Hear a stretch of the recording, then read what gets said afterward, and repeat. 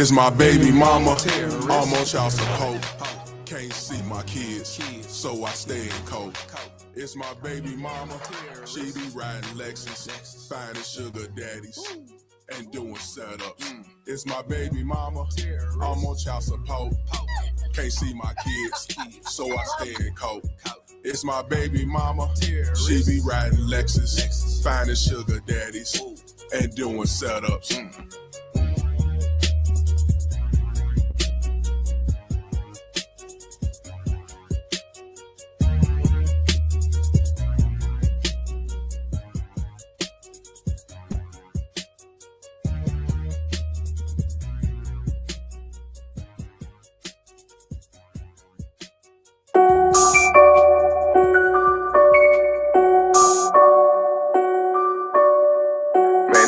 Got me fucked up, man. Baby mama tell you tomorrow she needs some money. Man, you better go to Walmart.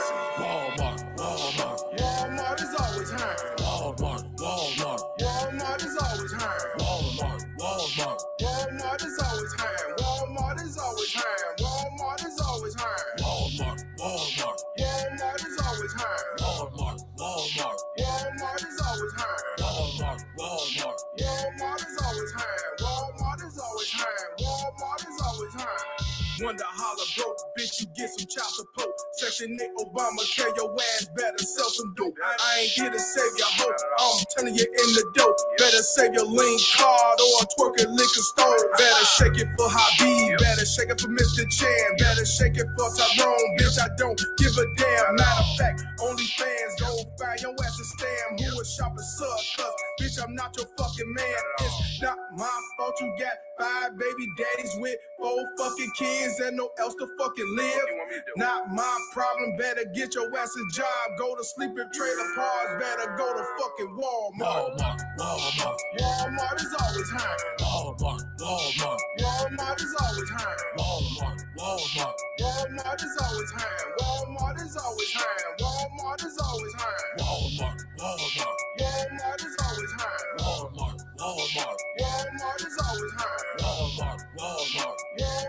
always hiring. Walmart is always hiring. Walmart is always hiring. Off the liquor, but I hit it. Yeah, I'm sipping on some Henny, going in, aisle 6. Hey, let me get some Remy. I'ma have my dick in there before it even hit me. If you think I'm about to drop a dime, how you know you tripping for me the pussy free. For your man, you charge a fee. I'ma get up in the guts and you gon' try to have my seeds, and I'ma be a deadbeat. I ain't tell you had that kid. You know I was about to nut, but you kept on riding dick. When it comes to being freaky, bitch, you an all-star, but you always broke. Better holler at Walmart, so you better take direction. Or bitch, take this lesson. Now get up on your knees. I don't wanna hear no questions. Walmart is always hiring. Walmart is always hiring. Walmart is always hiring.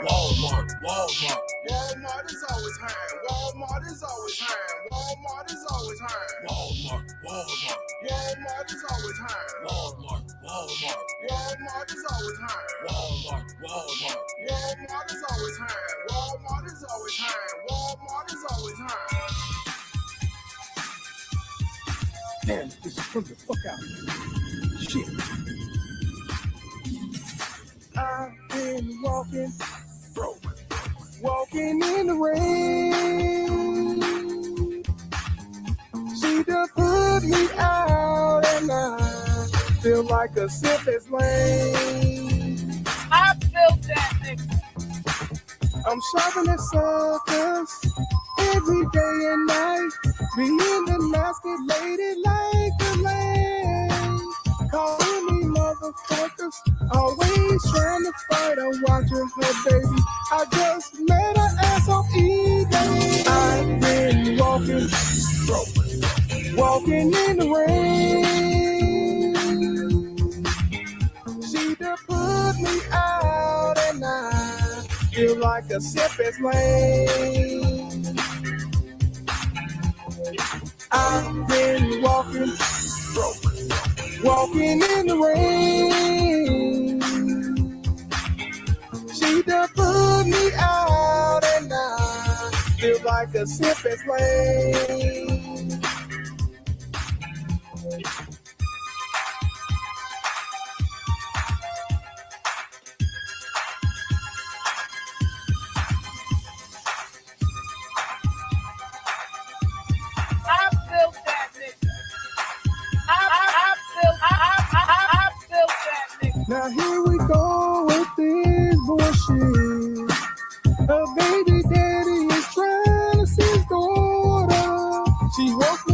fight him. I told her hell no or get the fuck out. Turn me into a sipping fool. So I've been walking, broke, walking in the rain. She done put me out and I feel like a sipping slave. I've been walking, broke, walking in the rain. I felt that nigga. She done put me out and I feel like a sipping slave. Man, this is motherfucking bullshit, man. I met this bitch on eBay and shit. She know I ain't had nothing going on. She knew I just got put out by my baby mama terrorist. And she said she gonna look out for me. She got her degrees and shit. And I come over there, she got me take care of motherfucking kids. Because what the hell they can follow the picture. Got me fighting this shit. Getting put out the house still. Treating me like shit. All because I ain't got shit. Y'all fellas better learn from this. Don't be no sipping forces like me. Bro, you'll be shopping with suckers. Get served like a clucker. Now I'm out here in the rain. Sip ass lane. I've been walking, broke, walking in the rain. I felt that nigga. She done put me out and I feel like a simp as lame. Use a thought, so believe it or not. Use a thought, believe it or not. Use a thought, believe it or not. Use a thought, so believe it or not. You a thought from the block, use a thought.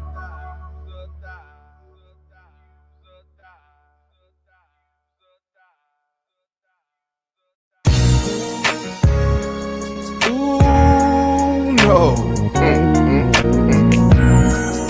Bitch, you fucked up a good man. Stop the cat.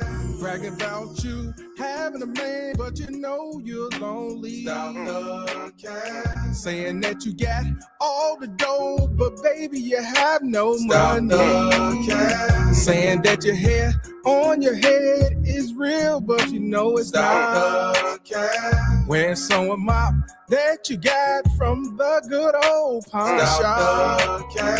Run around saying baby daddy left, but you know it's not true. You don't do to live off the government, that's what you choose. You fucked up with a good man, you rather be ran through. You know you made a big mistake, leaving him for Section 8. Even though you're living off government daddy, making them your children new pappy. Claiming you're so strong and independent, you was just like them baby mama terrorist women. Fuck out of here. Even though you're living off government daddy, making them your children new pappy.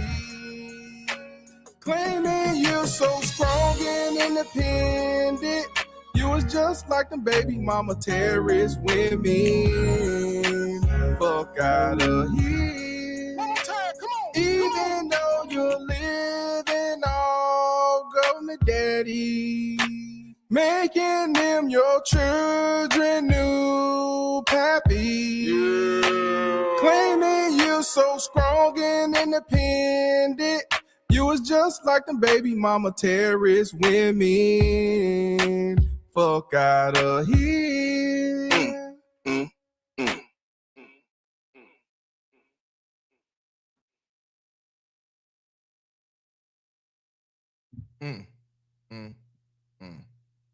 And you blood for a lousy nigga convict. Shout out to the Cows gang. Shout out to the motherfucking Cows gang, man. Man, it's nice as hell outside. It's about like, I think 60-some degrees. Yeah, 64 degrees. About time, shit. But we gotta talk about this right here.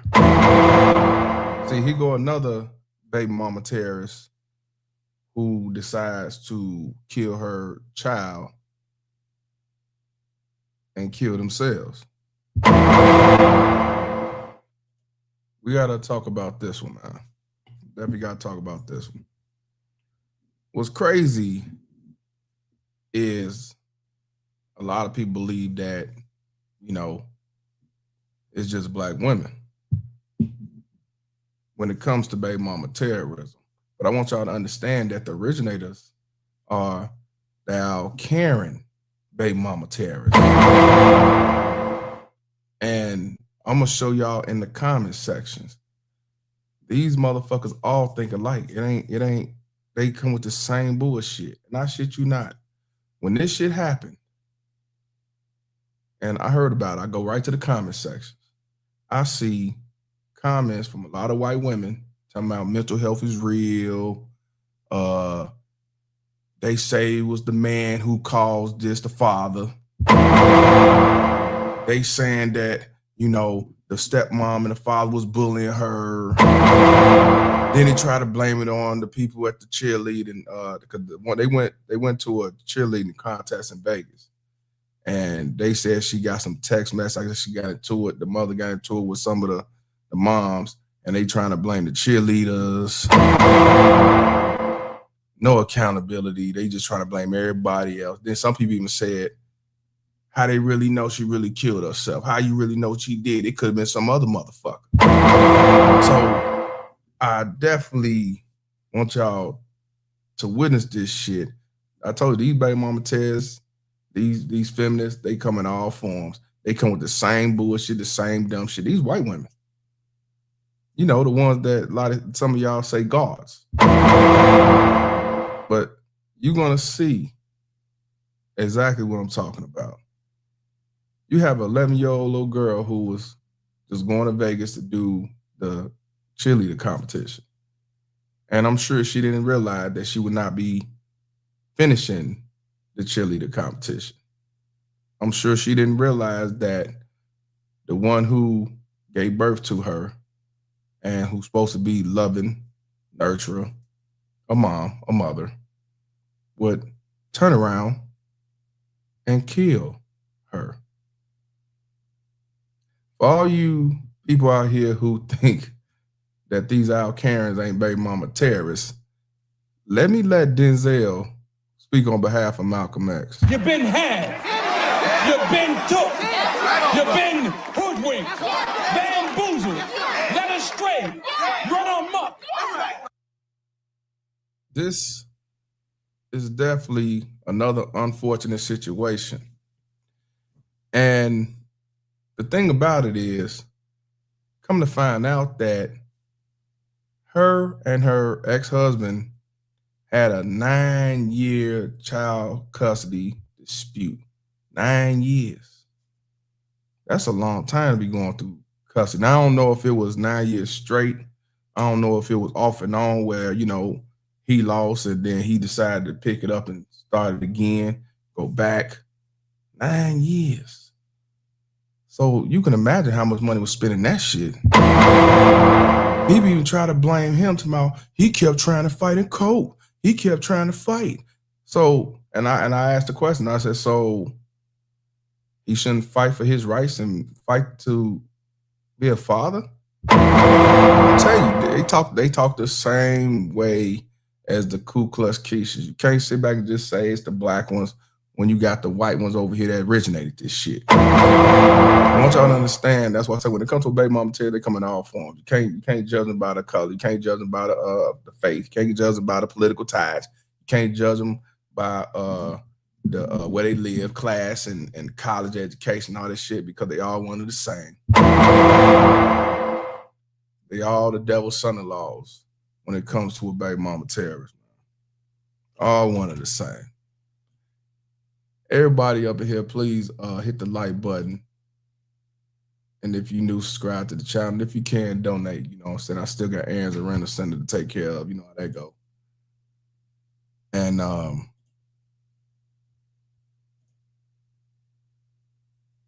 we're going to take a look at the article right quick because it kind of talks about this 9-year court battle. And then we got news clips, and then I want y'all to see the comments.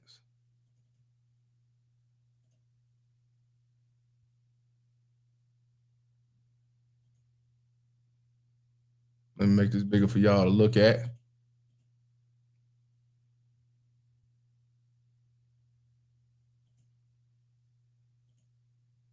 Well, first, let me show you. And look, I'm going to want y'all to see something else as well. It might be in the article. It might be on the video. And this is what I'm talking about when it comes to family court. So this is the mother. Her name is Tania McGinn, 38 years old, even though she looked past 38 years old. And then you have her 11-year-old daughter her name was Addie Smith. And they was found dead in a Sin City hotel room on Sunday. And I believe they from Utah. So we're going to go up and read. I want you to look at the title, and I want to talk about this shit. 9 years of court battles. 9 years. I can't even imagine going to court fight 9 long years. Now, like, again, I don't know if it was 9 years straight or was it, you know, off and on for the 9 years. And I guess, you know, they kept pursuing, you know, fight. I don't know who's going, but we're going to read this. Shout out to MPI, AMSM 2025 for the $5 donation. She says, all that fighting and money spent for nothing. Just wash your hands before you or your child ends up gone. That's why I told y'all. You're right. Truth is what it is. This is why I told y'all in the last one, you have a lot of children who are still living because, and Tommy said this, because the father walked away. He washed his hands. These baby mama terrorists will kill their child, especially if you're trying to fight to be a father, especially if you win custody, especially if you get equal custody, especially if you just get visitation. They are the most selfish motherfuckers on the planet, a baby mama terrorist. And they don't mind killing their children, and then they'll kill themselves because they don't have the balls to go to jail, get locked up. Now, again, 9 years, 9-year court battles after they divorced. So they was married, right? You know, they always say, do it the right way, you won't have these problems. You know what they say? You hear it all the time. Now, let's get it twisted. Don't get it twisted. You know, back in the day, it was the right way. Before Title 4D got into play when it came to the child support system and feminism and what's the other one? No fault divorce. See, before all that came to play, getting married is the right thing to do. Get married, have family, you know, that was the right thing to do. They got married in 2015. And, well, no, wait a minute. They divorced happened in 2015, right? So McGinn has endured nearly a decade of bitter conflict over custody of her daughter, Addie, with her ex-husband, Brad Smith. And now the tragedy in Las Vegas is shedding a further light on the harsh realities of their divorce. See, to me, in my opinion, when I look at this title, it seems to me they're trying to blame the father, the husband, of her doing what she did to that little girl. Because my thing is, this woman, McGinn, she endured nearly a decade of bitter conflict over custody of her daughter. Well, didn't the father too? Didn't the father have to deal with the conflict and a decade of bitter conflict over custody of his daughter? Why they making it like she went through it and he didn't go through nothing? That seemed like they trying to say, oh, it's because of him. It's all Jermaine's fault. It's always Jermaine's fault. So now disturbing details emerged after cops found bodies of cheer mom daughter in suspected murder-suicide. So it says the police called to check on disturbed Utah mom and her cheerleader daughter walked away from the Las Vegas hotel room door after failing to get an answer, leaving hotel security find a pair dead inside for nearly 4 hours. So they are from Utah. That's what I want to make sure. They are from Utah. They was out there doing this cheerleader, I think it was a competition, right? So, of course, alarmed family members of Tania McGinnon, or McGeehan, 38 years old, and her daughter, Addie Smith, 11 years old, called for a welfare check on the pair in Nevada for a cheer meet, with cops trying to locate them in the room at Sin City's Rio Hotel and Casino around 10:45 a.m. Sunday, police said, right? Officers knocked on the door and called into the room several times, but did not get a response. The Las Vegas Metropolitan Police Department said it Monday. I'm going to go down because we saw that part about who they are. So the mom and daughter's family and friends continue to raise the alarm with the hotel security going back to the room nearly 4 hours after the cops left. At approximately 2:27 p.m., security personnel made the decision to enter the room. Upon entry, they located two females unresponsive and called 911, police said. So the mother and daughter both had gunshot wounds and were pronounced dead at the scene. I don't see how y'all lowlives can pull a gun out on your child and murder them. An innocent 11-year-old girl, and you pull a gun out on your daughter and you kill her. You have plenty of options before that so-called option. You can drop your daughter off at the father's house, but I know they ain't gonna do that. You could take them to the grandmother's house. You know, now I told you can go to the police station, you go to the fire department, you can go to the Catholic churches and all that stuff. You can go to the mailbox. You go DCFS. You go. There's so many different options, but no, they choose to just kill you. Pop, go to wisdom. So look, the mom. Let me see if I make it a little bit bigger. The mom was embroiled in a bitter custody dispute with the ex-husband, Brad Smith, according to court documents and records seen by the Post. So this was a little girl, Utah string cheer. And they said they was divorced. The mother and father were divorced in 2015, spent 9 years fighting for custody. She appeared to retain. Now, here's the thing, though. It appeared that she retained much of the control of her daughter. So basically, she was the primary parent. Now, I don't know if he had every other weekend. I don't know if it was 60-40, you know, because you could be 60-40 and they still consider that as equal parenting. Now, the ex-couple had to follow strict protocol as part of the custody deal, including parking their cars at least 5 spaces apart, doing handovers at Addie's school. So that means when they went to the school, if she parked up there, he had to park 5 cars behind. And this is the thing. These baby mama terrorists be the main one taking all these pictures, posting on social media, posting everything they do. Like everything's happy, happy, joy, joy, love, and all that. But these be the one to off their kids. You can't make this shit up. Can't make this shit up. So when school was out, handovers had to be conducted by the police department of Utah at 9 in the morning. So it was so bad that the police department had to be there. Addie was a cheerleader for Extreme Cheer, and the team has been left heartbroken by her death. It said, no words due to situation justice.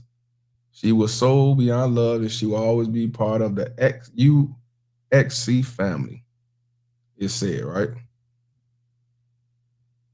Is that it? I get. Oh, that's it. Okay, cool. So that's all it really says. 9-year custody battle. They didn't get into the details.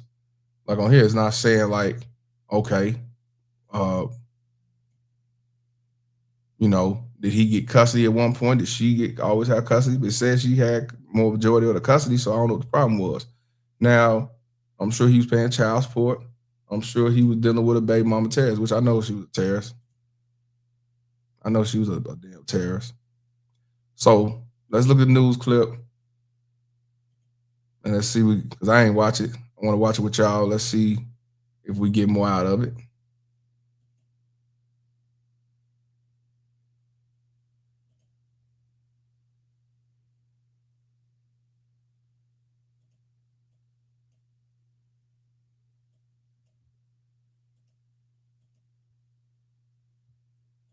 A heartbreaking end to a search for a missing mother and daughter. Less than 24 hours after they were last seen, their bodies were discovered in an off-strip hotel.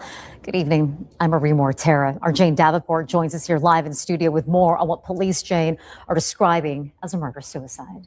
Marie, they are describing it as a murder-suicide, but they're also describing it as a tragedy. Homicide Lieutenant Robert Price held a briefing tonight to share the preliminary details on the case, what we know so far. He says dispatch received a call at 10:45 Sunday morning for a welfare check on that mother and her daughter. Security at the Rio Hotel went to their room, and after knocking and calling, they received no response. But at that time, they did not have enough information to make entry into that room. So after speaking with family and others, security went back up to the room around 2:30 that afternoon to check on the mother and daughter again. At that point in time, security decided to make entry into the room, where when they entered the room, they located 2 deceased females. Lieutenant Price says security backed out of that room, called 911, and detectives arrived and secured the scene to begin their investigation. Now, he shared preliminary details from that investigation, saying the mother and daughter came into town for a cheer competition. Sometime last night, the mother shot her daughter and then shot herself. This is a sad and tragic incident, and our hearts go out to the family.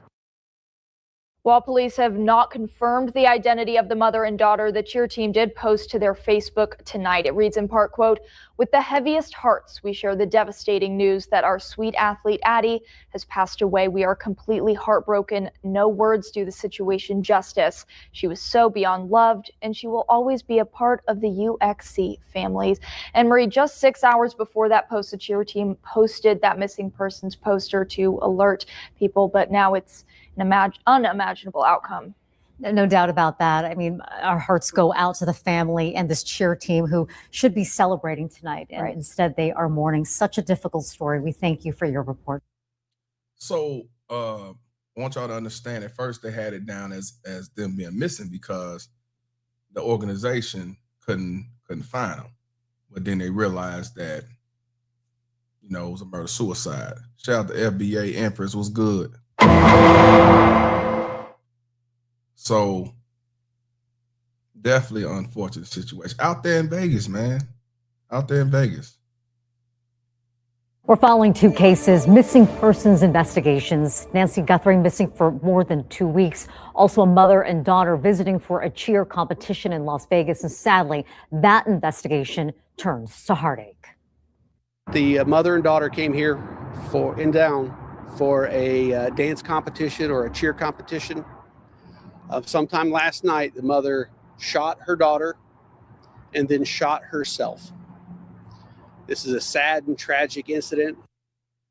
That's your police there describing what they believe to be a murder-suicide. So you just heard it there. Police believe that the mother shot her own daughter. Our Will Silverstein joins us live outside the Rio Hotel. This is where all this took place. Give us a timeline of what happened over the weekend.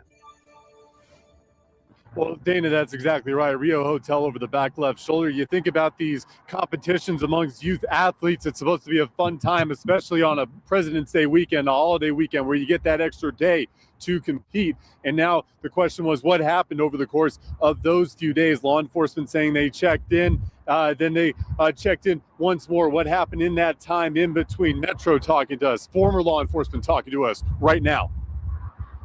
It is the mother and daughter, correct. Las Vegas Metro is sharing the devastating details from inside the Rio Hotel and Casino Sunday evening.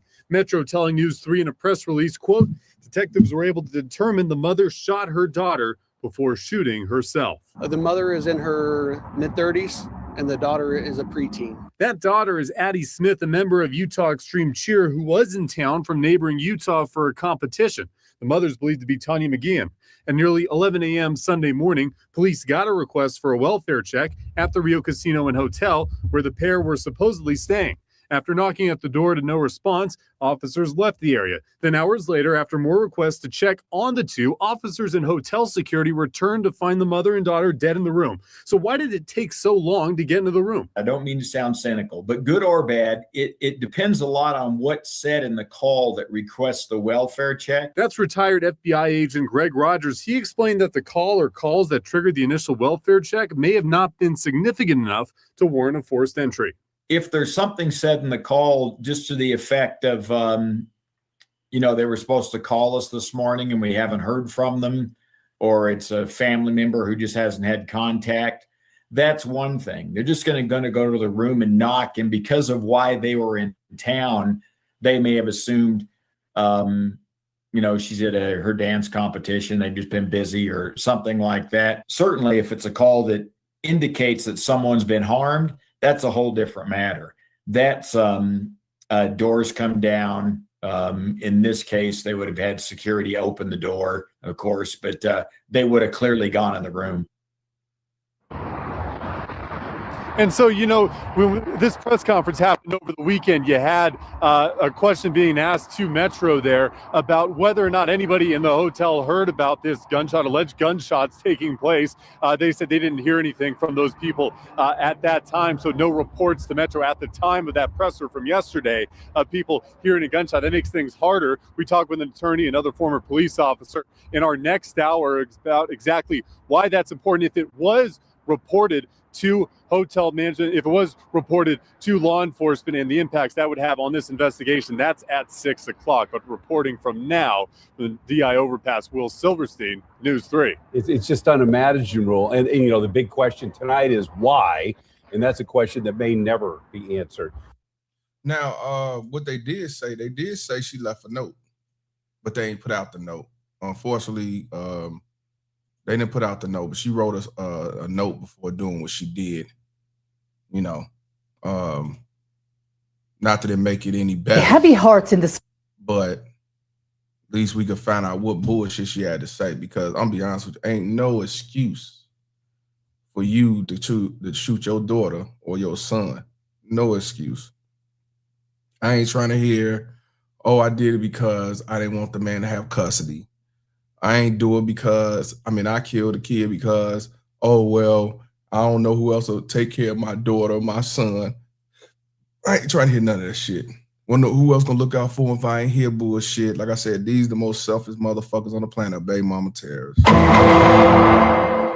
And what's sad is we have talked about different videos or a news clip where a father did go kill the son, and we like, he a fuck nigga. We call him out. We didn't make no excuse for him. But we did say, well, why he can't use mental health issues and have psych problems and shit, why he can't use that shit now? That we do question.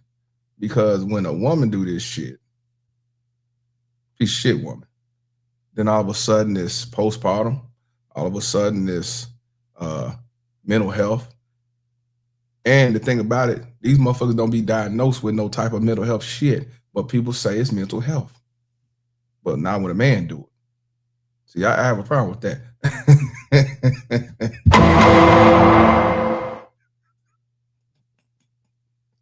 Hey, look, I just glanced at this shit and I knew what he was coming at. I just glanced and I knew it.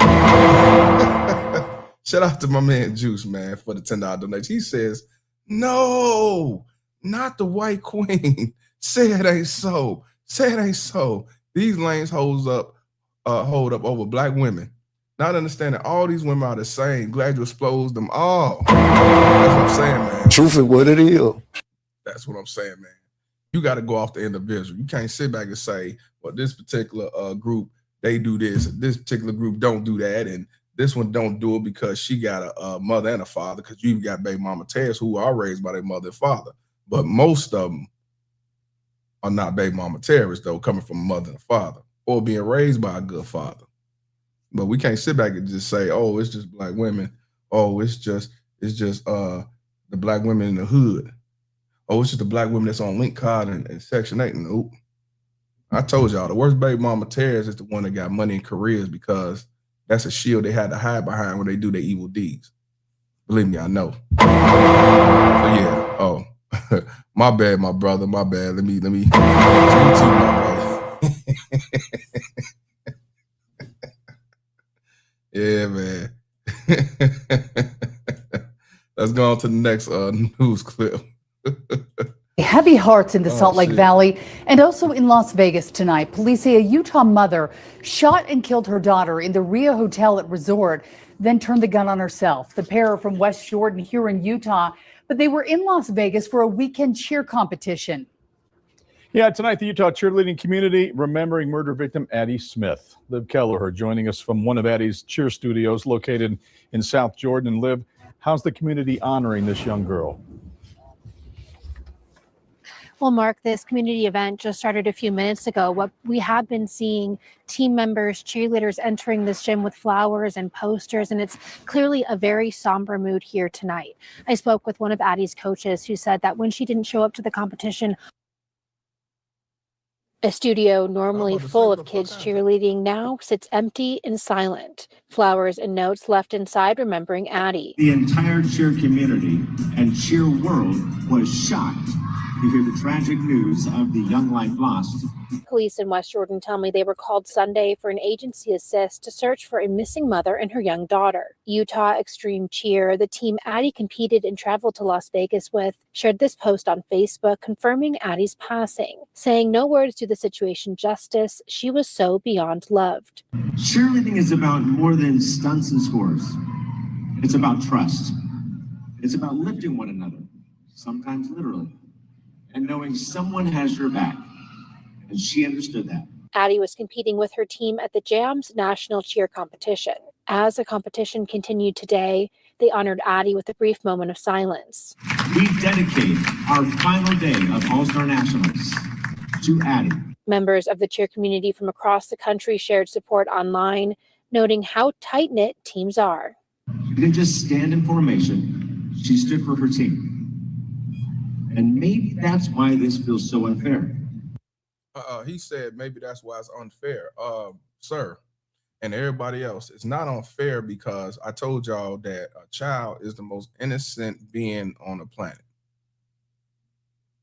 And unfortunately, these are the ones who suffer the most currently, past tense, and it's going to be also in the future. As long as we have an unjust system as family court, as long as we have baby mama terrorists that we continue to allow to get away with the shit they do, you know, alienate, manipulate, use the system to destroy the father and destroy the child. Then you got the feminism, no fault divorce. You have what's the other one? It's so many different ones. My body, my choice, but his responsibility. If we have all this shit going on, our children will always be destroyed. It's not fair because this was a young girl who possibly could have had a successful life, maybe be a cheerleader for the NFL, maybe a cheerleader for the NBA, whoever. Maybe she could have been a lawyer, a doctor. Maybe she could have been whatever she wanted to be in life. But unfortunately, the world will never know because a baby mama terrorist mother. You can't make this shit up. Because someone with so much light feels like they should be here longer. Now, Addie's coach, who was not yet ready to go on camera, showed me some Valentines that Addie made for her teammates just a few days before she was killed. He says that this is an unimaginable loss and that Addie will be a part of their Chio family forever. Addie's uncle also started a GoFundMe to help support their family as they take on these unexpected funeral expenses. We've included that link alongside our story on this website, KUTV.com. Let me back. I think let me see what she said did to go for, because I did see on Facebook the uncle, the brother of the father, Brad Smith, they did a GoFundMe. They was asked for, I think he was asked for $30,000. I think they close to it. Was killed. He says that this is an unimaginable loss and that Addie will be a part of their His coach, who was not yet ready to go on camera, showed me some Valentines that Addie made for her teammates just a few days before she was killed. He says that this is an unimaginable loss and that Addie will be a part of their Chio family forever. Addie's uncle also started a GoFundMe to help support their family as they take on these unexpected funeral expenses. We've included that link alongside our story on this website, KUTV.com. Reporting live in South Jordan, Liv Kelleher, KUTV 2 News. All right, Liv, thank you. Just a sad story. We're also learning more about what first responders found when they went inside Addie's hotel room. Will Silverstein from our sister station in Las Vegas has the very latest on the police investigation.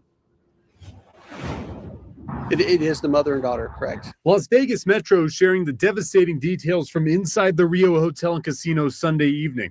Metro telling News 3 in a press release, quote, detectives were able to determine the mother shot her daughter before shooting herself. The mother is in her mid-30s and the daughter is a preteen. That daughter is Addie Smith, a member of Utah Extreme Cheer who was in town from neighboring Utah for a competition. The mother's believed to be Tanya McGeehan. At nearly 11 a.m. Sunday morning, police got a request for a welfare check at the Rio Casino and Hotel where the pair were supposedly staying. After knocking at the door to no response, officers left the area. Then hours later, after more... Oh, we saw that part. I guess they added what we saw in the other video. Let me make sure. Yeah, they added with this video. So we saw that. We already know how they did it.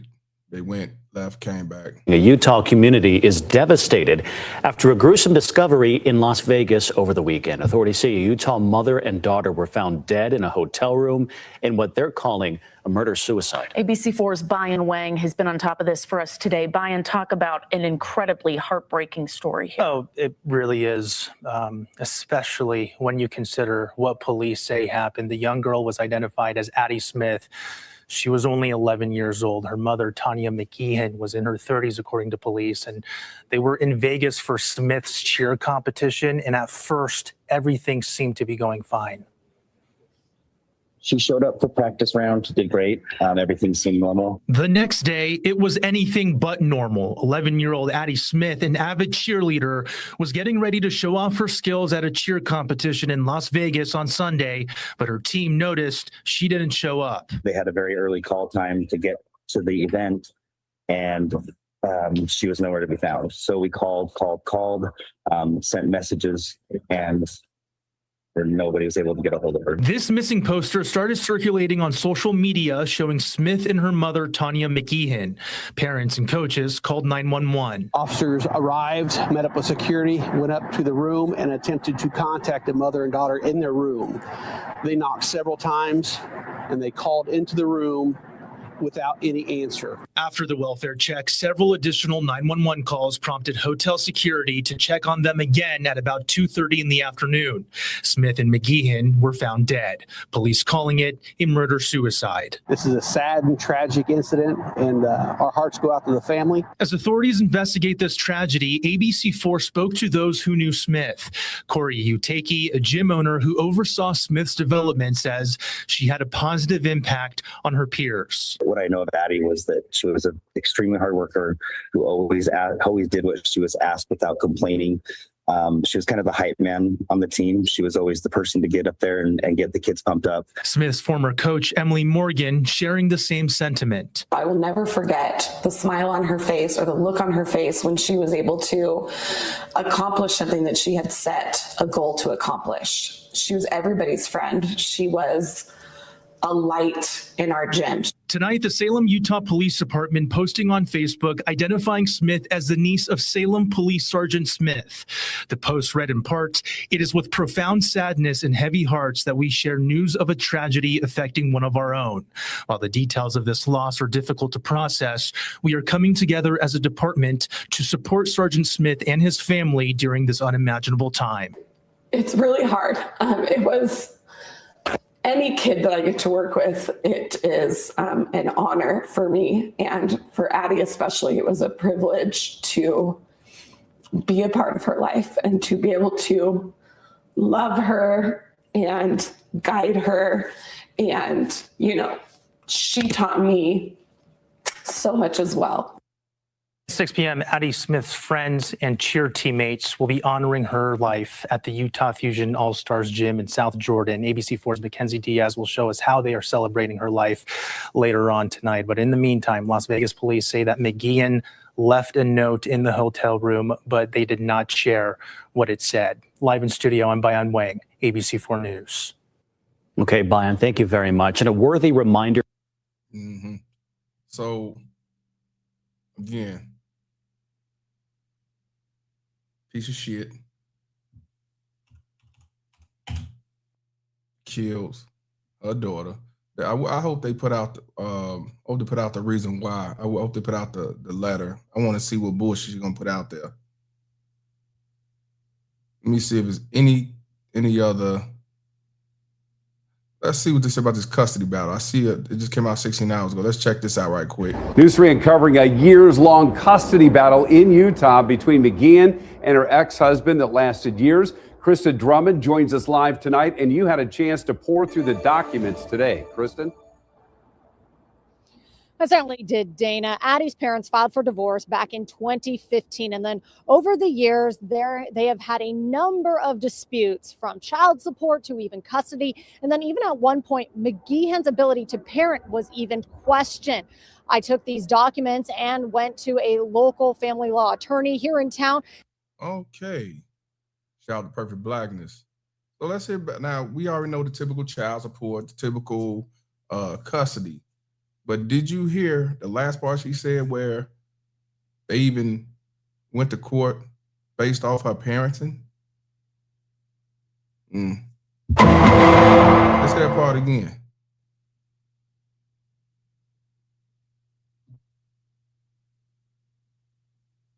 And then over the years, they have had a number of disputes, from child support to even custody. And then even at one point, McGeehan's ability to parent was even questioned.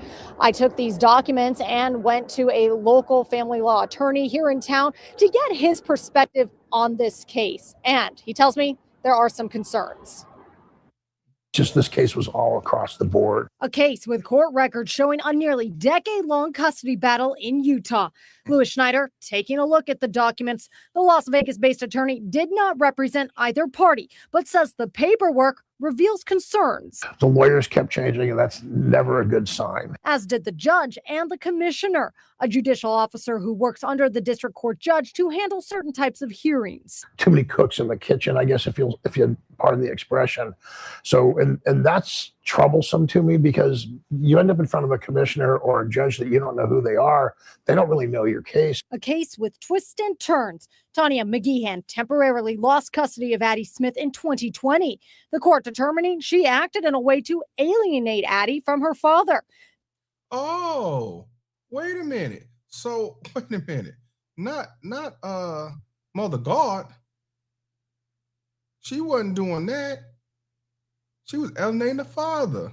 Okay. No, I'm shocked. They don't do that. They don't do that. Not them.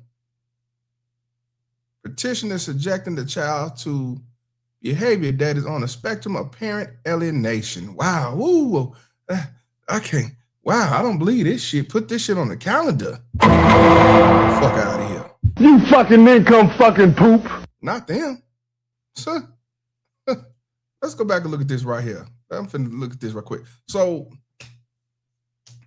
the petitioner is the mother, of course. Temporary order versus Bradley Smith.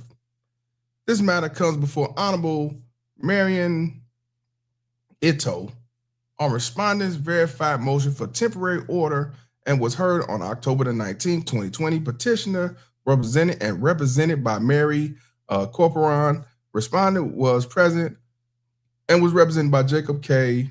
Orihanto, or Arijanto. After considering the pleadings, evidence, argument by the parties, and the good cause appearing is hereby ordered, the courts find that it is the best interest of the child for custody to change on the basis that petitioner is subjecting to the child to behavior that is on the spectrum of parent alienation. Practitioner has committed domestic abuse in the presence of a minor child. So what that sounds like, Cal's gang, it sounds like to me, when he was coming to pick up the child, this is my opinion, he's coming to pick up the child, she wasn't allowing it, and she was probably fighting and hitting him in front of the child. So in 2020, they gave him temporary custody. See it up top? Temporary custody order. Why gotta be temporary? If she's violating the contract, the bullshit contract for alienating the father, why is it a temporary order? You can't make this shit up. You can't make this shit up. I will say this. I am surprised that the judge actually changed hands. You know, I'm surprised the judge actually changed the child to go with the father, though, because usually when parent alienation, most of these judges, they don't do shit about it. I'm surprised about that. Shout out to G-Man for the $5 donation. He said, I bet you the little girl stated, I want to stay with dad. And the mom got triggered. Hell, I can believe that. Truth is what it is. Shout out to G-Man, who left America and been in Canada ever since. He washed his hands and walked. G-Man washed his hands and walked far north. He walked away far north and left America and never came back. So I want you to understand that these Al Karens do just as much. Father, I'm saying they do worse. And she's causing domestic abuse amongst the child, right up child around, because she can, because I can, and ain't nobody gonna do nothing about it. I'm not gonna go to jail. All I gotta do is say you hit me and play victim. Understand that. Shout out to FBA Empress for the $10 donation. She says, I thought she was gonna just be a crazy competition mom. Looky here. Oh wow. Truth is what it is. She said, I thought she was gonna just be a crazy competition mom. Yeah, I ain't gonna lie, them competition moms, when you watch them documentaries, these reality shows, they crazy as fuck. Yeah. I believe most children are abused with them competition moms and shit.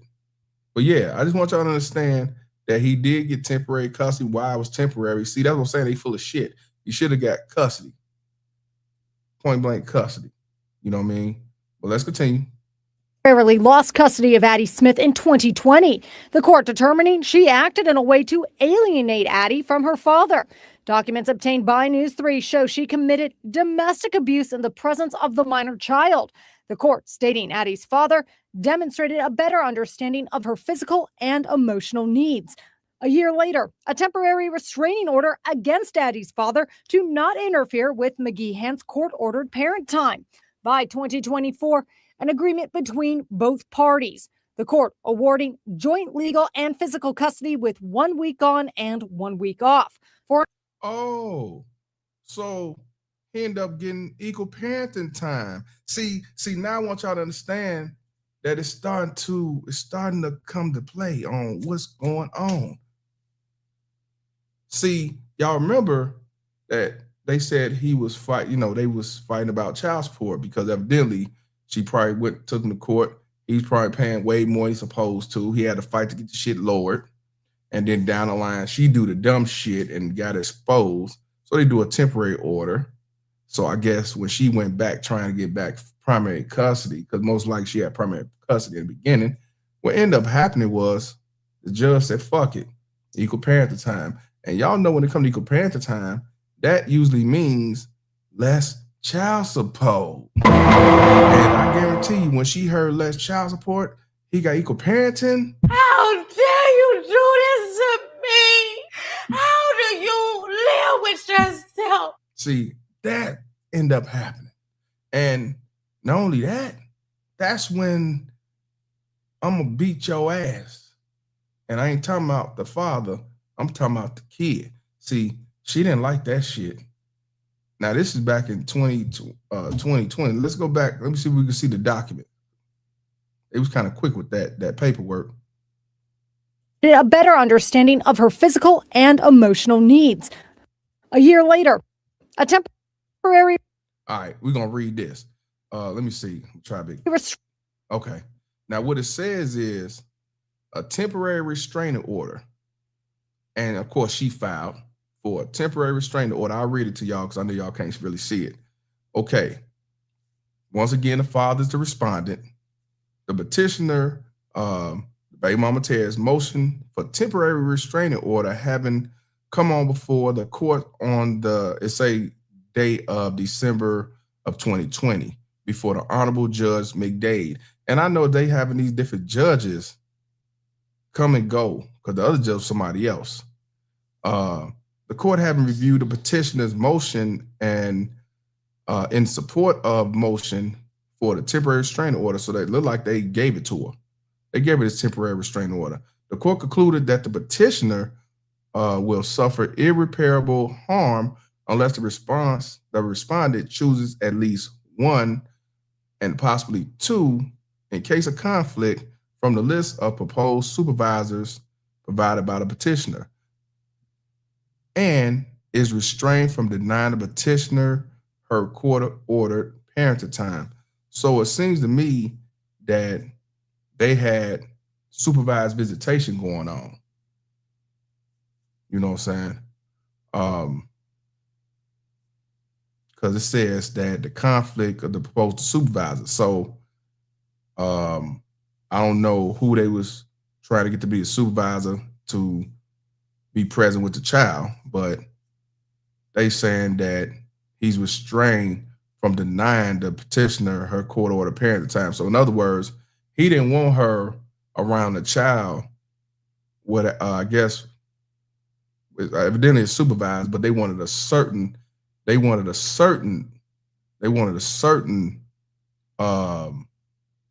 person to be the supervisor. Now, when I went on Facebook, they said that he was the supervisor. I don't know. As people said, they say he was a supervisor. So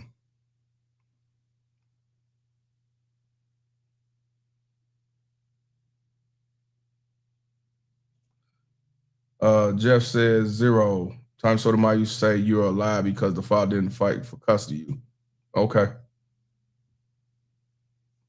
You want that too? Okay. So the court further concluded that the respondent were not damaged by the issuance of a temporary restraining order, and that the issues raised by way of respondent's motion required further legal proceeding. So basically, he was trying to have supervisor. I guess he wanted a certain person to do the be the supervisor to oversee the visitor time. So she's trying to say he was interfering with the visitation. I mean, he was interfering with her parenting time. Okay. Restraining order against Addie's father to not interfere with McGeehan's court-ordered parent time. By 2024, an agreement between both parties. The court awarding joint legal and physical custody with 1 week on and 1 week off. For an exchange not done at school, both parents needed to meet at a police department and park 5 parking stalls away from one another. It's a red flag. Christian, you're right about that. That's a red flag. If you have to mandate 5 parking spaces, things are really having to be controlled here. Let's go back to what they said. And I said that. And park 5 parking. See, if it's to the point where you got to park 5 parking cars from one another and can't be close, you know, and neither party can video the child in the exchange. So in other words, you can't witness any bullshit that go on. See what kind of bullshit it is? You can't film, and a lot of times the parent is filming because they don't want no bullshit, so they're gonna film. They're gonna film like, yeah, see how she cussed me out? See how she putting her hands on me? See how she doing this and that and being petty? Now all of a sudden you can't video. See, but how much you want to bet that it's the baby mama terrorists that's being reckless and causing bullshit and harm and turmoil and toxic and everything else? See, it ain't the father trying to be by her, it's her trying to be by him, and I mean cause havoc and dysfunction, like I just said.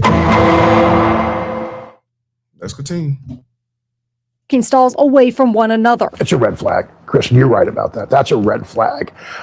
If you have to mandate 5 parking spaces, things are really having to be controlled here. A motive for the murder-suicide on Saturday in a Rio hotel room remains unknown, but Metro Police did find a note. The contents of it not shared publicly yet, but it may provide a better understanding to the why in this case. Whatever happened to that hotel, I don't know, but this case would not have been handled like this in Nevada.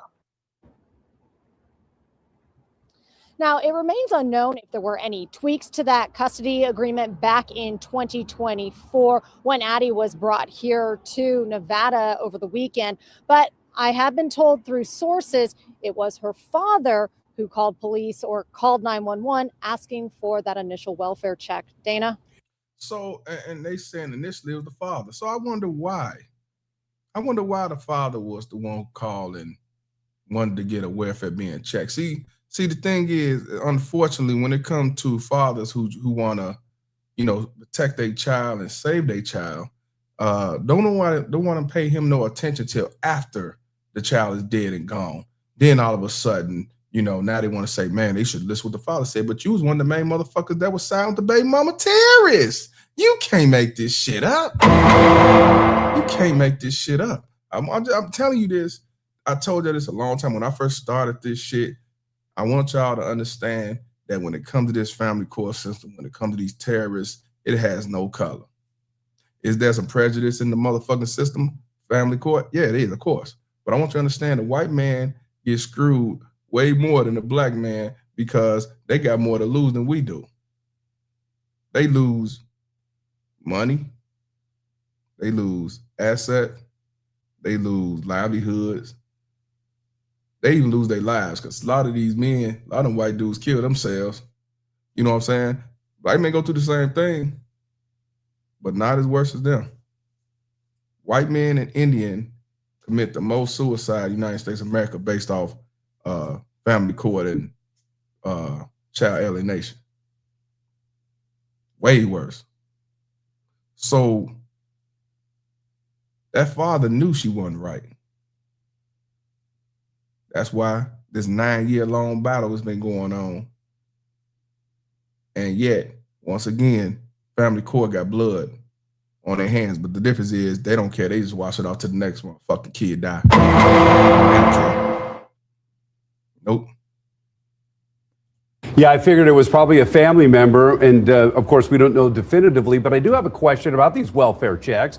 Metro Police get the call. They go to the hotel room at 10:45 on Sunday morning, knock on the door several times, were there for minutes. When no one answered, they took off and didn't return until it was security that found the mother and daughter dead inside that room. So do we know what the policy is on how Metro conducts these welfare checks? So Dana, there isn't a policy that you can readily see online. So I did reach out to the department to get more clarity on that, just to know what is their standard procedure, but no response at this time. But you have to remember the Rio is private property and police did go there with security, but Metro Police cannot tell security to open that door because now we're starting to go into violating Fourth Amendment rights. That is against unreasonable searches and seizures. So it is a very delicate game when it comes to that. But you have to remember, if they are leaving, that means there wasn't necessarily anything pressing that would have made them extremely concerned to want to open that door when they did that initial response. I mean, the truth of the matter is she killed that little girl at nighttime. They went up there in the morning. So whether they would have unlocked the door at 10 o'clock in the morning, 2 o'clock in the afternoon, or 5 o'clock in the evening, it wouldn't have made a difference anyway. It was already done. So, and I think they trying to thread on, well, they should have opened the door beforehand, but like the white dude said in the other video, it depends on who called. Now, the father called. But see, unfortunately, the father's not never taken seriously. The father is the last person to be took seriously, because if that's the case, most of these fathers will have custody of the child, at least equal parenting. Again, this was a man who was married to this woman. This wasn't, because how they judge, oh, well, you should have got married and did it the right way. See, this wasn't the man that was pumping and dumping and just knocked this woman up. This was a man who was in a relationship and a marriage with this woman. Did it the right way. And yet he's treated just as bad as a dude that's having sex and knocking her up and going to court. And he's like, I don't want to be a fucking father. I don't fuck that kid. No different. They treat us all the same when you're in family court. Shout out to Mr. Chill 211 King for the $20 donation. He said, I had to walk away from one of my daughters because her mother always moves out of state or city. Every time my daughter and I get cool, she didn't even tell her about me until she was 10 years old. I paid child support, didn't matter. I'm gonna read this one more time because I want y'all to understand what this man is saying. He's probably one of the guys who baby mama Tess say he's a deadbeat, low life, and he never want to be a father. Because I guarantee the baby mama Tess, he had a kid with her saying this shit, even though she's running around from state to state, city to city, playing 007. He said, I had to walk away from my daughter, one of my daughters, because her mother always moved out of state or city every time my daughter and I get cool. In other words, when the daughter get to know him or start liking him, start calling him daddy, now it's time to make a move, because once she see that going, you can't handle the truth. The mother cannot handle the truth, the fact that, damn, it seemed like the daughter is siding with him. So here she go. How dare you do this to me? How dare you do this to me? How do you live with yourself? And that's what she's saying to the daughter. And when the daughter get confused, like, what the fuck going on? She's like, we out of here. How dare you get cool with him? I told you to talk to that man. I told you to manipulate that man. I told you to treat him like shit. But yet you got cool with him? We out of here. He also said she didn't even tell her about me until 10 years old. But she got him on child support. She makes sure she getting that child support. And I guarantee you that same bitch is telling the daughter, he don't do shit for you. I'm the only one to take care of you. I'm the only one here. He ain't did nothing. He don't pay nothing. He don't do shit. He ain't about shit. I'm leaving because he beat me. I'm leaving because he abused me. He threatened me. I fear for our safety and shit. I'm sure that that's what they do. Shout out to my brother. Prayers. That's what they do. Anything to get a person on their side. Dana. Okay, Kristen, thank you. Great job digging into the details today. We asked the question why yesterday, and it looks like you have answered it one day later. Yeah. So this is the secret to how I balance. So basically, don't tell me that these baby mom tests not abusive to them kids. It ain't always physical. Most time it's mental. But mental, to me, is like physical abuse, because that's a long time, that's long life of turmoil, manipulation, dysfunction in your head. And if you don't get no help, you're going to be that same baby mama tears, or you're going to be a simp enforcer out here terminating the damn neighborhood because you have daddy issues and you hate your mama, or you just still loyal to your mama with daddy issues. And Mr. Chill 211 King said everything you said was facts. Sad. Truth is what it is. Sad. Let me see. So I want to see. We're gonna go to the comments. I want y'all to see the comments from these white baby mama terrorist feminists.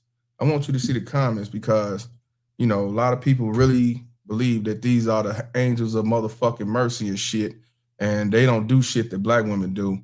When I told y'all, these are the originators of these motherfuckers. So this man had equal parenting time. And I really believe that she hated the fact he had equal parenting time. When it comes to equal parenting time, some states have it where you don't pay child support with equal parenting time. And then some states have it where you still pay child support. Well, whoever makes the most money pay child support. Normally it's the man.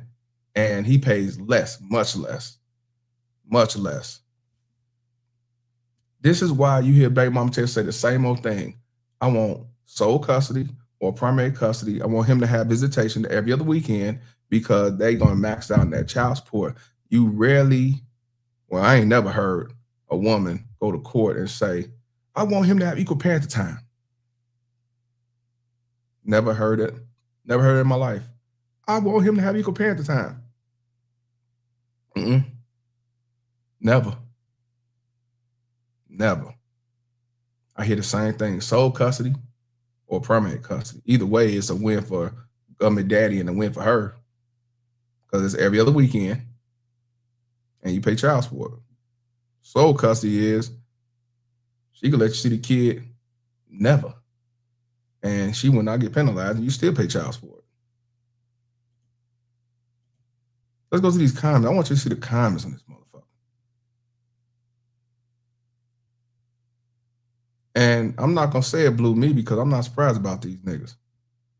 So, all right. So, I don't know why, but this mother right here, this the mother. The mother looked totally different on this one right here. And I guess she used makeup and shit too because that don't look like the mother we've been looking at. But that's the mother.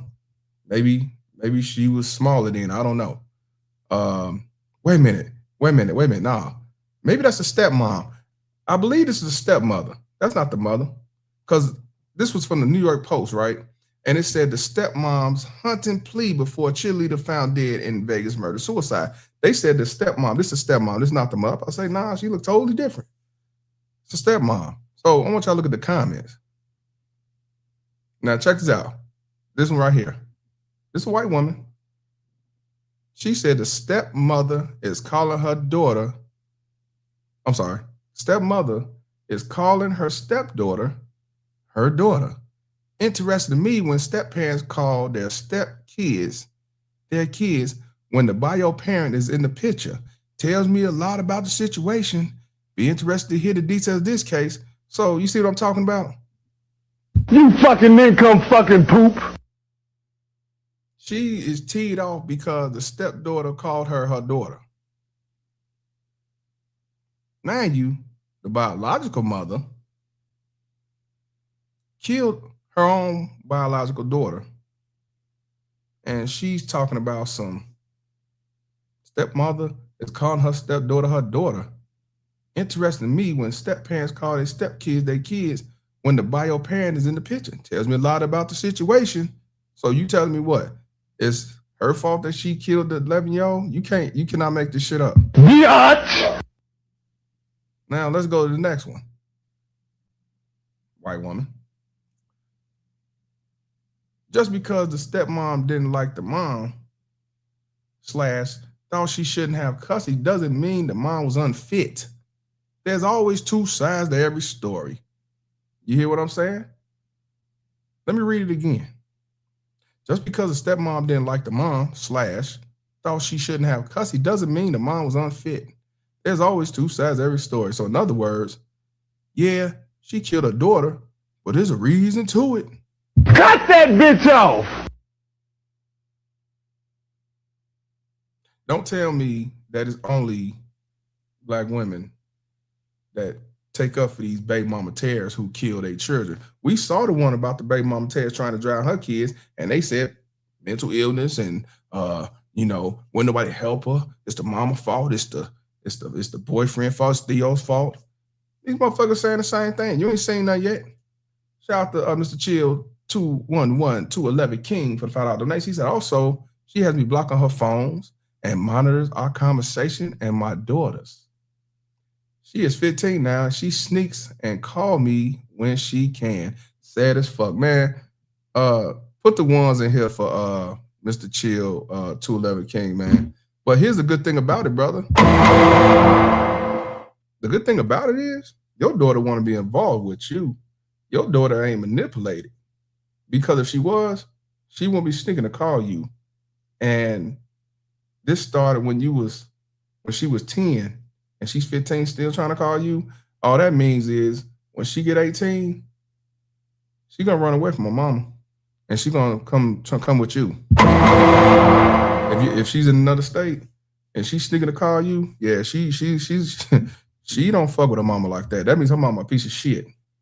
Her mama ain't doing shit for her like that. And she knows the truth, and good, because you have brothers who been around their children from day one, and they don't have this type of relationship with their kids where they sneak in the call. They manipulate it and they sided with the mama. They blame it the father and shit like that. So God bless you, man. Give it 3 more years, she'll be coming running, man. Salute to you, man. It's bad. It's not right. But I'm saying salute to you that your daughter's still trying to talk to you. Shit, these other motherfucking kids, they disloyal to motherfucker. They ain't trying to reach out shit except for $1. So that's good, man. That's good. Unfortunate situation, but that's good. She gonna be coming running to you, boy. Oh, let me see. What else? Some of the people here was like, I wish the dad had full custody. We ain't trying to see the real shit, the people who know better. You know, why wasn't the daughter with her dad? Was something else going on? What the notes say? I want you to hear the other shit.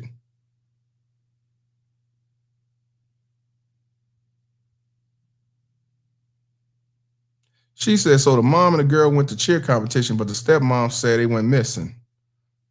What am I missing? Because this don't make sense. See, this is what I'm talking about, and that's why I say, man, anything to justify You fucking income fucking poop. The fuckery.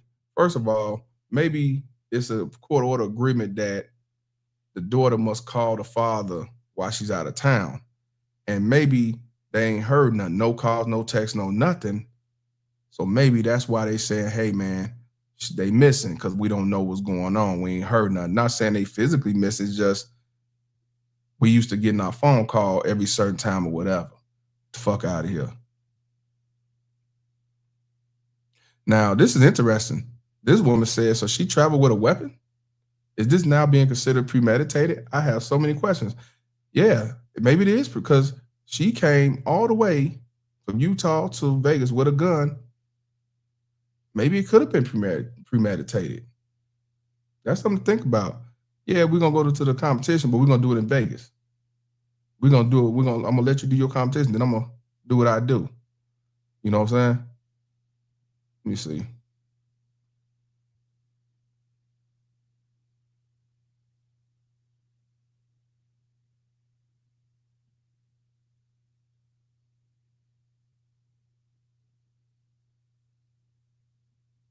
So here go this woman right here. She look Italian. From what I read, Dad won full custody in 2020. Mom was abusive, right? The reason why I'm telling you this, that we just saw this. He won full custody, but it was temporary because mom was abusive, right? And we saw that. But guess what? They ended up giving equal parent the time. Bullshit. Hold on. Let me go somewhere else. Because it seemed like they were talking about the stepmom.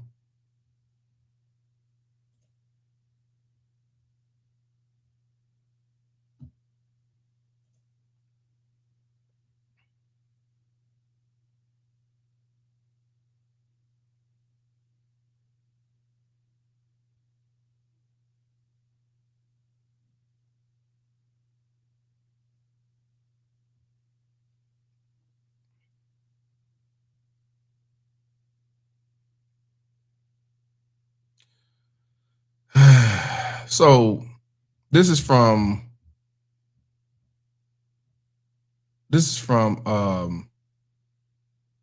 Eddie's final message sent at 10:52 contained 3 words.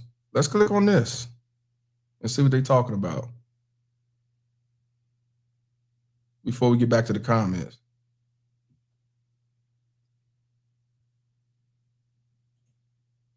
So this came out yesterday.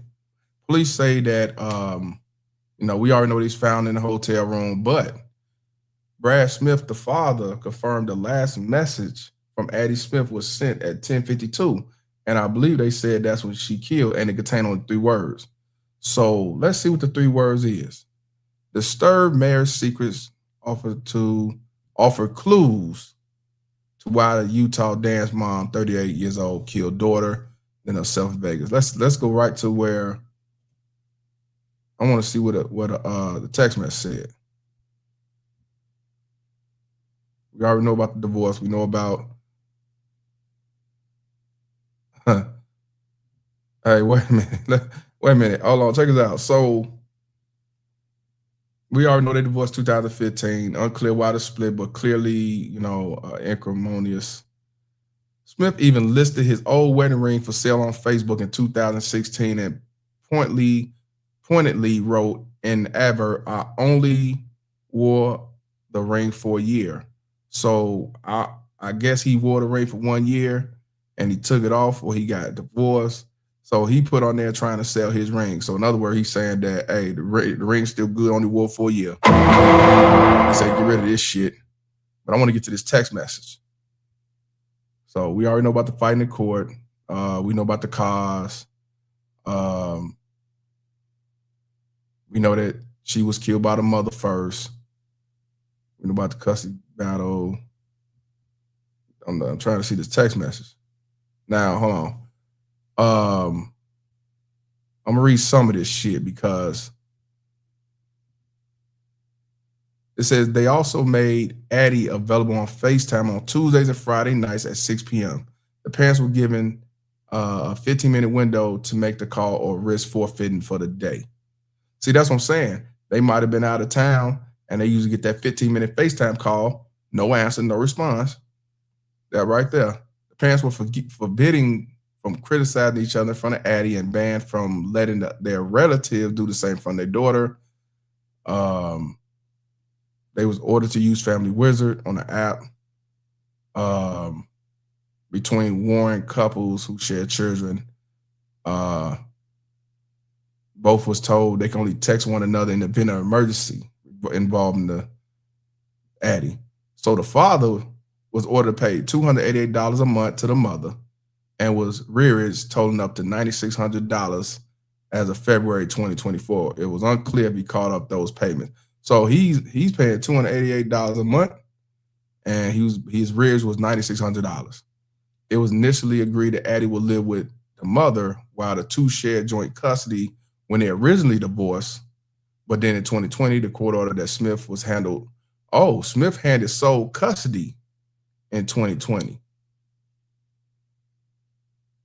But I think that's probably when we were looking at the temporary custody, though.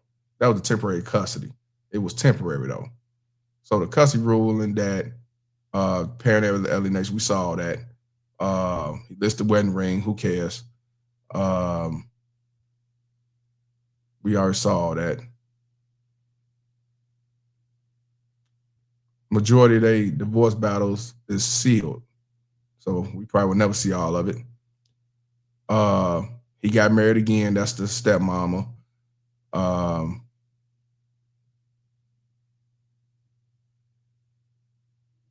But they still ain't showing us this text message.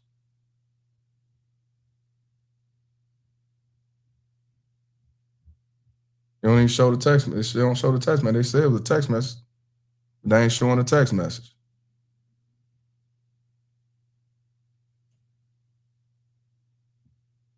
What was the 3 words? It ain't showing the 3 words.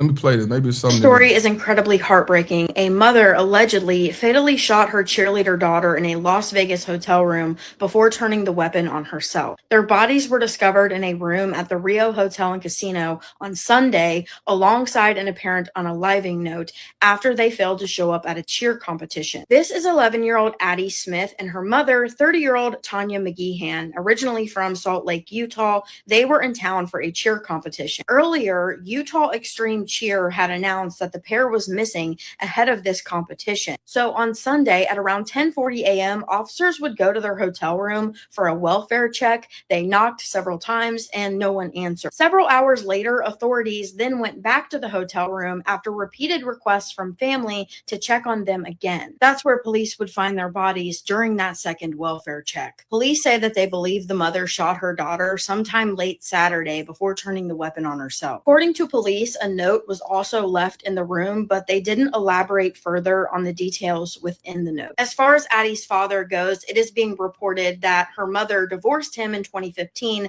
and that they spent the next 9 years during an ugly custody battle. But ultimately, Addie's mother was the primary parent. I'm sure we'll learn more details as this unfolds. It's just absolutely devastating. Yeah, I don't know what the 3 words is. It ain't showing, but they talking about some 9.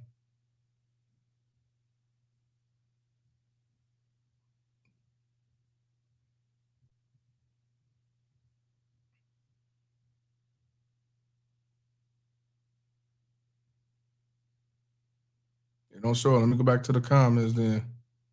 It don't show it.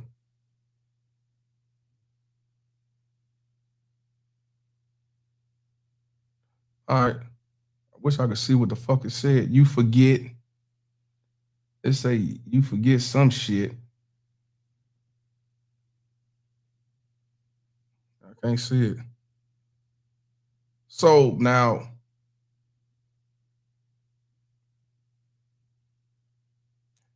this woman right here, white woman, says the message that man sent her were terrible. No man should talk to any woman that way, especially the mother of your child. You fucking nincomb fucking poop. Fuck out of here.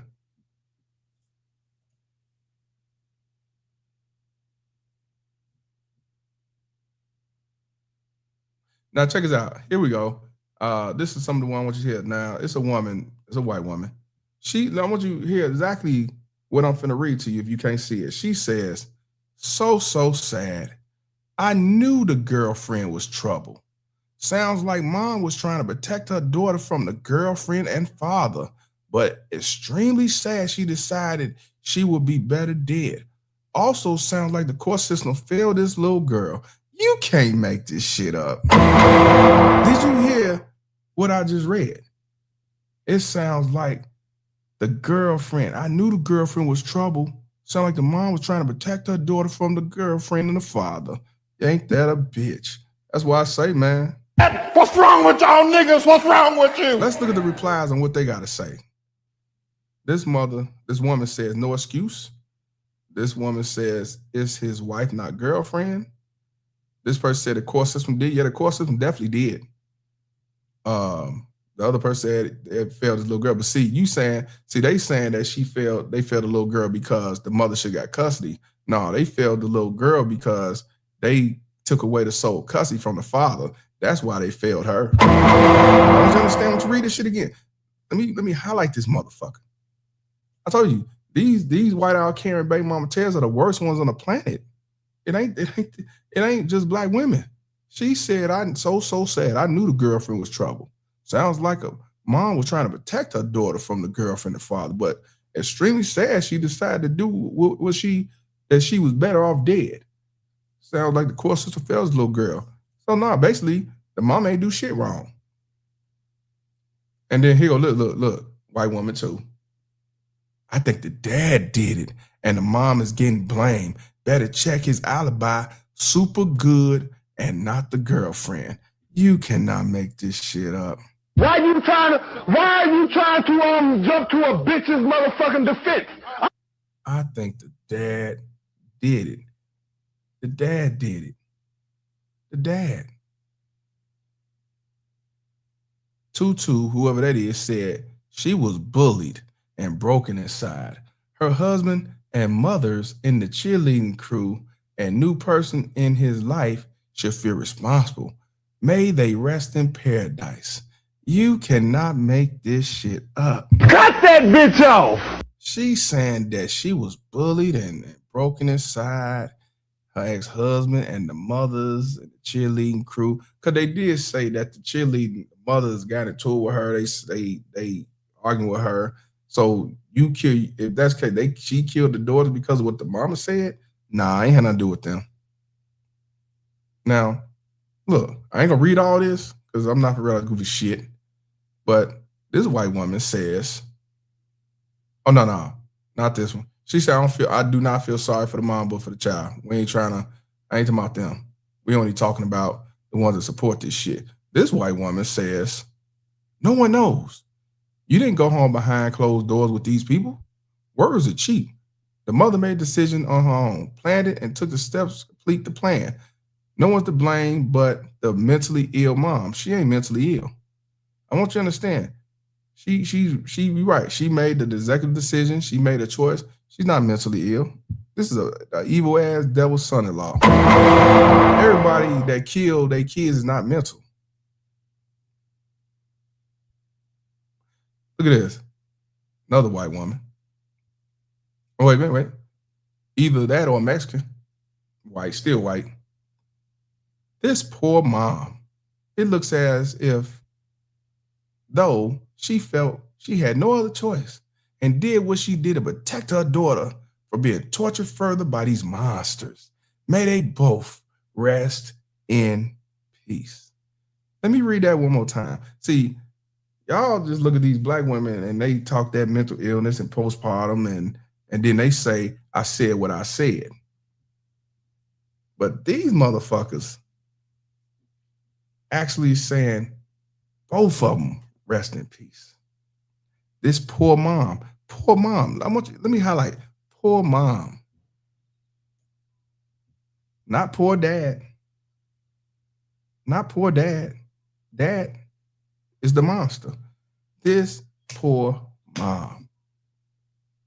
It looked as though she had no other choice and did what she did to protect her daughter. She didn't kill her daughter because she's mean. She did it to protect her daughter from being tortured further by these monsters.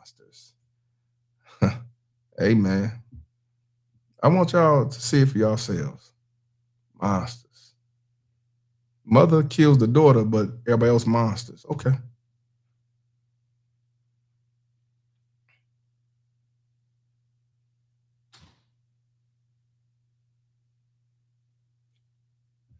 Okay, let's look at what this mother say.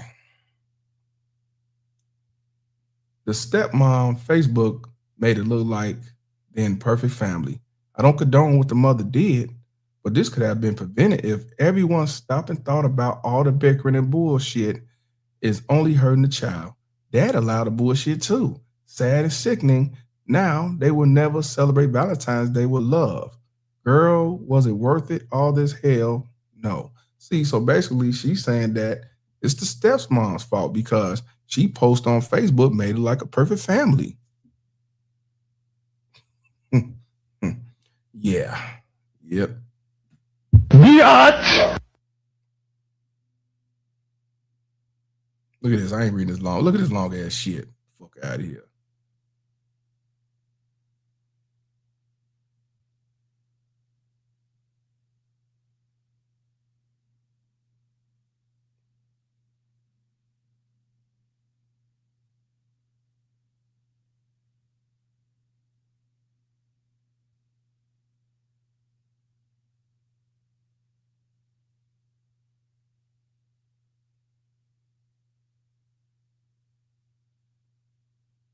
So, gotta have one black girl around. So, I guess it's Addie's mom. And I guess she posted, she said, Addie just now told me while she was with her dad for Christmas, his girlfriend kept kicking her because Shaka Brad was passed out on the couch instead of supervising her like he was supposed to be. While a whole damn reason I was so pissed off when they amended the protective order to where she could be around Addie, but not alone. I knew damn well, which is why I mentioned in the court that Brad would be passed out and not do anything. So she basically saying that the stepmom was, I guess, abusing the daughter. And she also posted, me in 100 days. His girlfriend in the past have told her She's never going home. Every time Brad leaves her alone with his girlfriend, she spanks Addie for no reason. And Addie says it's extremely hard. I call it hitting, not spanking, because there's a difference. She's told not to tell Brad or me. I'm beyond proud of Addie telling me. Anyways, today her therapist said call CPS and tell them all this, which I know I need to, but I'm so damn scared of what Brad's going to do in retaliation to me and Addie. Right now, I already filed papers with the court to have his custody modified. He has 10 more days to respond, otherwise it defaults and I get what I asked for. I just can't make up my mind on calling CPS. This is full of shit. You telling me your daughter is getting abused by the girlfriend and you're not going to call DCFS, you're not going to call the police because you don't want him to retaliate? You can't make this shit up. Of course, the black girl had to get in the mix and you know, put it out there. I ain't reading that shit. You know what? Let me read this. I see something. She say she terrified of Brad. How is she terrified of Brad when the reason why he got custody because it showed that she was fighting him or fighting somebody in front of the kid. And what she said is, I need advice. I had no idea what to do since I'm terrified of Brad. Addie is now seeing a therapist. Today was her second time going. The things Addie has been telling me in the last 2 weeks is awful. They were at his girlfriend's kid's birthday party, and Addie wanted pizza like everyone else, and Brad told her she could only eat chocolate. He didn't let her eat mac and cheese that day, the day before, like the other kids were. She was told not to tell me. We all know she never gotten bathed over there, and countless rash because of it. The pictures I posted on my other IG account of her crying on FaceTime, I guess, right. When she got off the phone, Brad was telling her she'll see me in 100 days, his girlfriend in the past. So this must be this is back in 2019. She fearful of safety, but yeah, she's trying to whip Brad ass. That's how he got custody.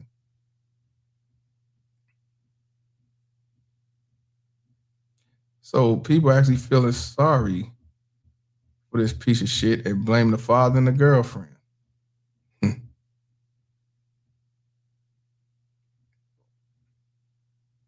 Blame the father and the girlfriend. And like G-Man said, lame ass excuse.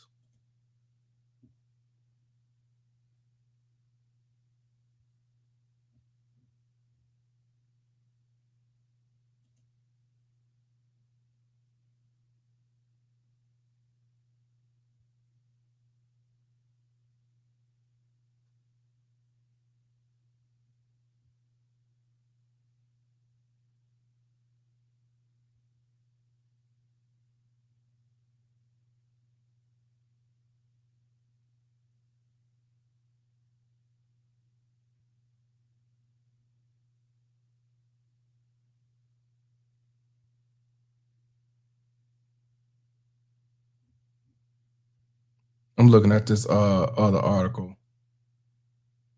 I just wanted to see before I show y'all.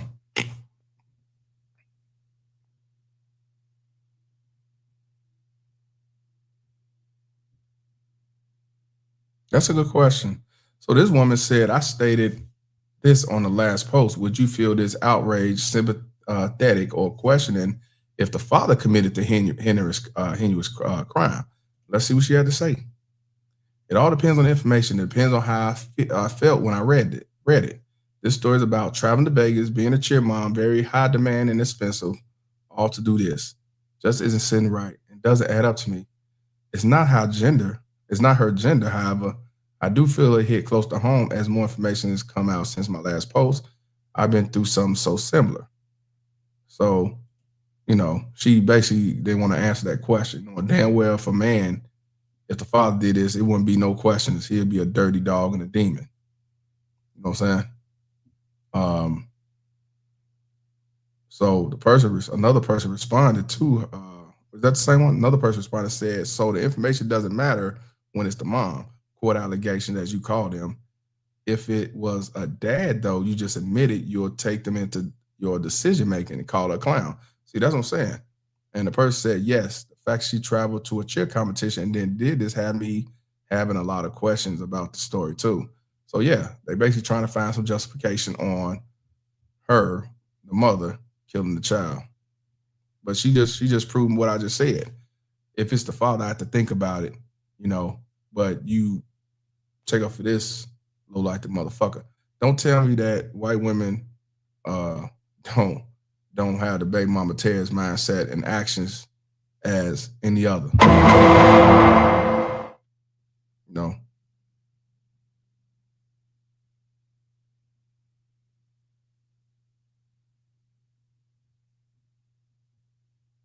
So here go another one.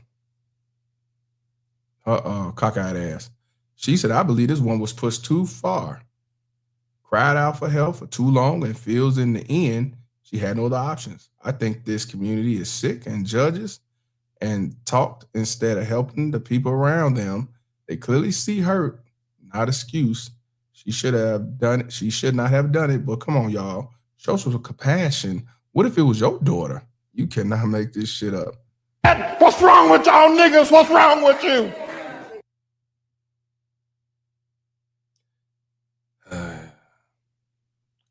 Sadly, we live in a world, no matter what you say or how you think you're wrong and everyone else is right, I think it's too quick to judge. No matter what happened, the mother and the daughter are gone. No one knows 100% what happened beside the two people that had lost their lives. My heart breaks for everyone involved, and you are 100% right. The court doesn't give two shits. So basically, she's saying that we shouldn't judge on what the mother did. We shouldn't judge because we don't know the whole story. We just saw a majority of the story that was out there on paper. Here go another one.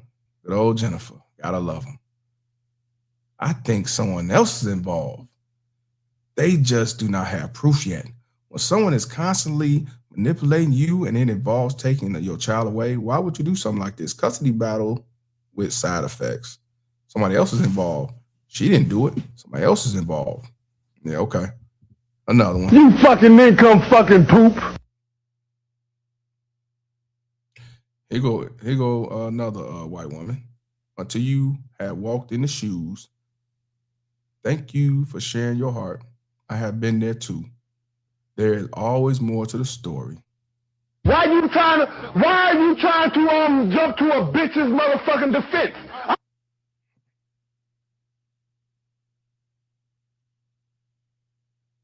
Now this woman said something made sense. If it was a father, this post wouldn't exist. A child killer is a child killer. I don't care what she's going through. I have zero sympathy/empathy for that woman. I won't even call her a mother. She doesn't deserve the title.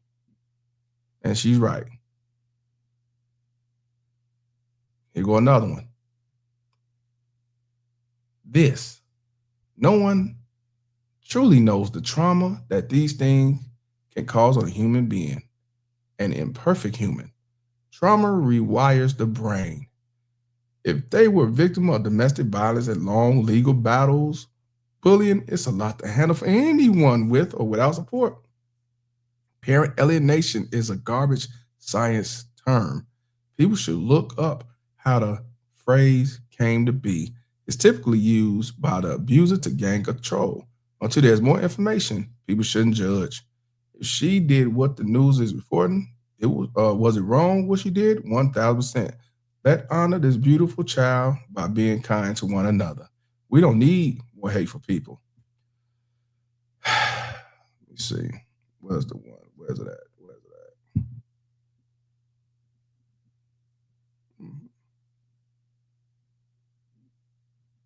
I'm not being ignorant. Oh you big dummy. Yeah, this retard right here. Let's just love one another. I learned a long time ago, never judge someone till you walk in their footsteps. Karen, you never know what you're capable of. God bless all, and all that has been affected by this. She said, first of all, when somebody talk about how they feel about a story, an incident, a video, or whatever. It's not judging. It's opinions. So maybe in the book they say only God can judge, but we as humans have the right of an opinion. Dumbass motherfucker. You fucking income fucking poop. These are the smartest motherfuckers on the planet, I thought. See, you don't never judge till you walk in their shoes. Here go another one. Kim. We are too quick to judge. It's just a tragic story. Details don't matter. You see this shit? I'm done. I'm done after this one. You see this shit? I want y'all. Let me start make these bigger for y'all. I know I did not. What the fuck I just did with that? Hold on, back up. What the fuck?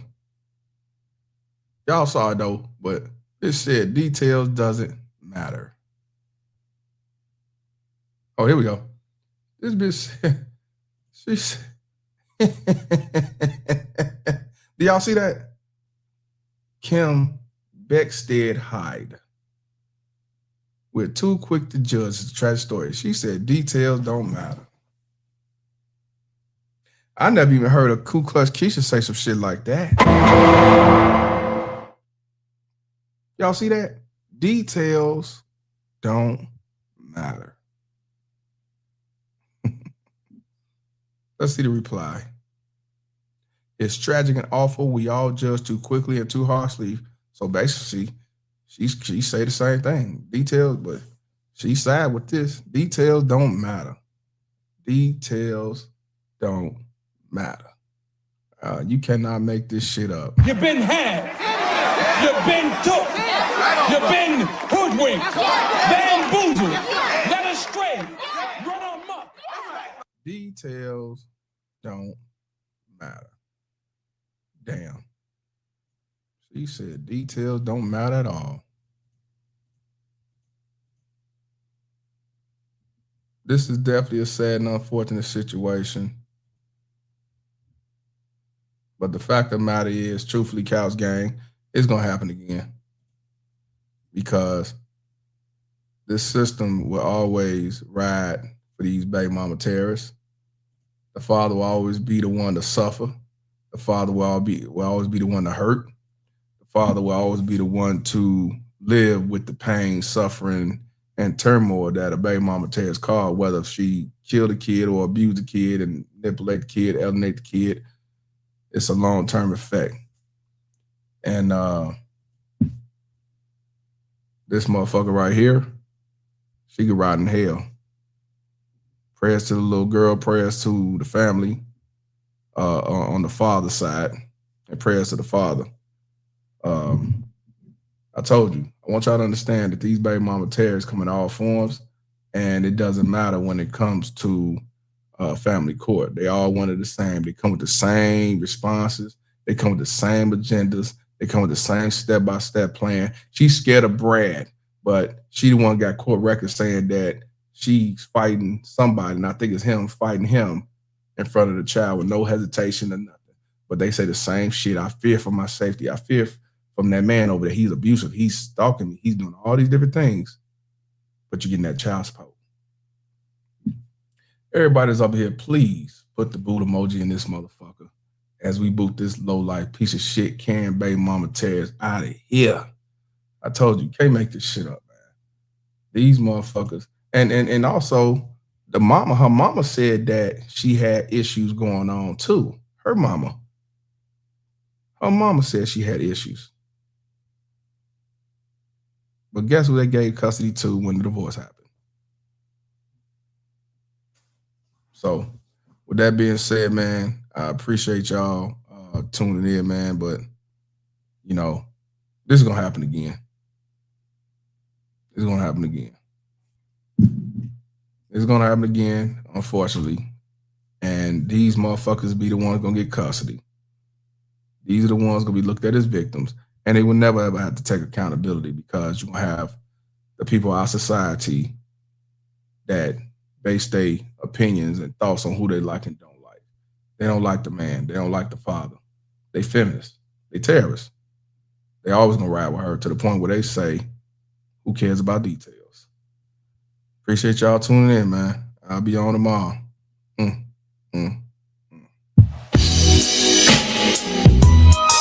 look, you ain't paying my motherfucking rent for 9 months. Nah. Hell nah, I don't want no motherfucking sex. I'm Mr. Palmer, bitch. I don't do that sucker shit. You better have my motherfucking money.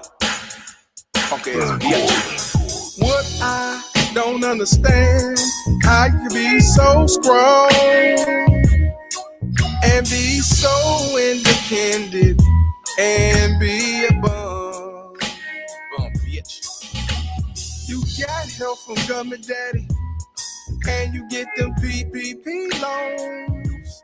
Yeah, you haven't paid shit, so you need to get gone. You haven't paid your fucking rent for a whole 9 damn months. Hell no. Got my crib all smelly and nasty from trash and blunts. Oh, hell no. Fuck this, get the fuck out. Fuck you being homeless and the least wanted. Here's your eviction notice, so yeah. Get the fuck out of here. Your ass getting evicted. Your ass is about to get the boot. Your ass getting evicted. Your ass is about to get the boot. Your ass getting evicted. Your ass is about to get the boot. Your ass getting evicted.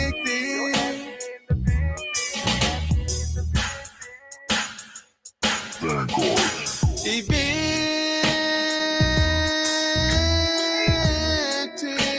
Your ass is about to get the boot. Your ass getting evicted. Your ass is about to get the boot.